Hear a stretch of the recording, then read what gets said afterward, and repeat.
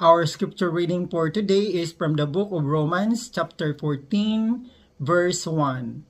Accept the one whose faith is weak, without quarreling over disputable matters. Amen. Tanggapin ninyo ang mahina ang pananampalataya nang hindi nakikipagtalo sa mga bagay na pinagtatalunan. Amen.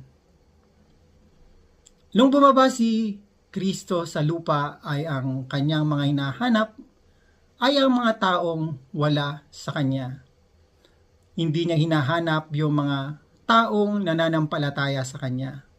Kundi ang hinahanap ni Kristo, ang tinatanggap ni Kristo ay ang mga taong hindi naniniwala sa kanya. Ang mga taong hindi gumagawa ng matuwid. Ang mga taong gumagawa ng kasalanan, yun ang hinahanap ni Kristo. Yung mga